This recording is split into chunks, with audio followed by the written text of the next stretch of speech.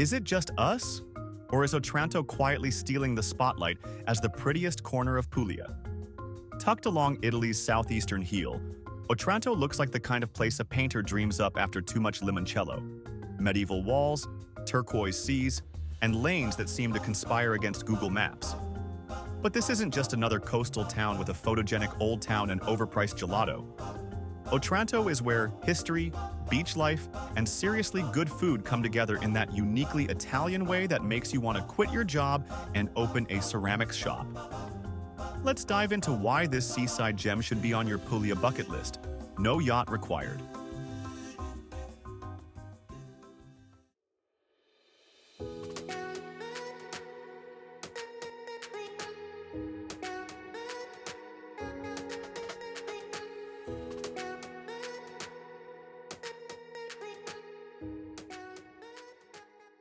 Start your adventure inside the fortified walls of the old town.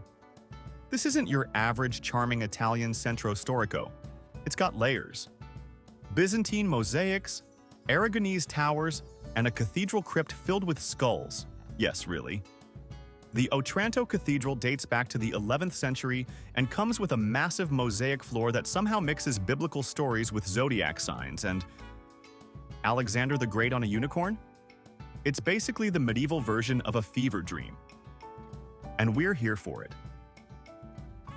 Just a short stroll away is the Castello Aragonese, a 15th century fortress that looks like it could fend off pirates or just star in a fantasy Netflix series.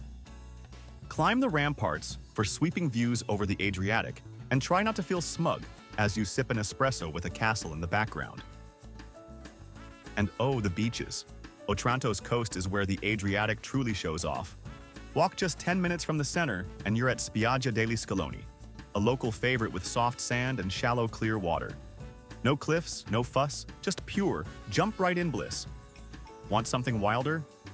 Head north to Baia dei Turchi, a protected cove rumored to be where Ottoman forces landed in the 15th century. Today, it's more about sunscreen than swords, surrounded by pine forests, soft white sand, and water so clear it makes bottled brands feel insecure.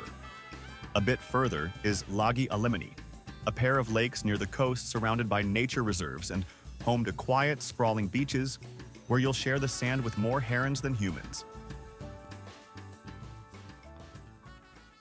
Quick pause. If medieval seaside drama mixed with beach town vibes is your thing, and you're flirting with the idea of coastal France instead, check out our video on best things to do in Nice, France. But if you're more into ancient relics than beach clubs, keep your flip-flops planted in Otranto.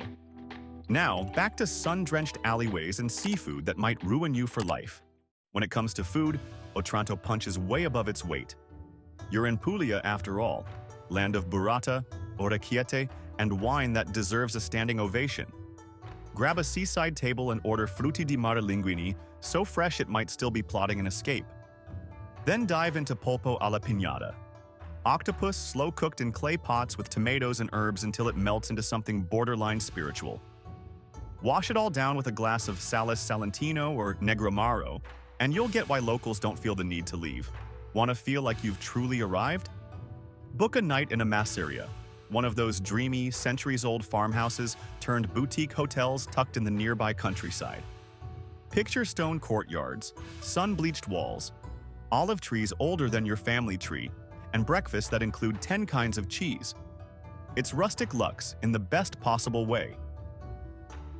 As for getting around, you'll want a rental car, but make it small. Otranto's roads were not built for SUVs, and parking can feel like a competitive sport. The drive here is part of the fun, though.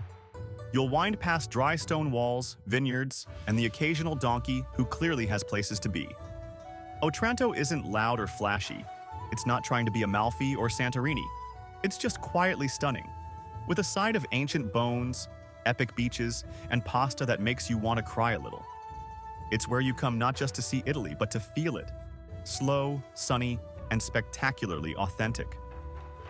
So should you go to Otranto? Only if you're into secret coves, historic cathedrals, and the kind of coastal charm that makes you want to extend your trip just one more day. The secret's out, but it's not overrun. Yet,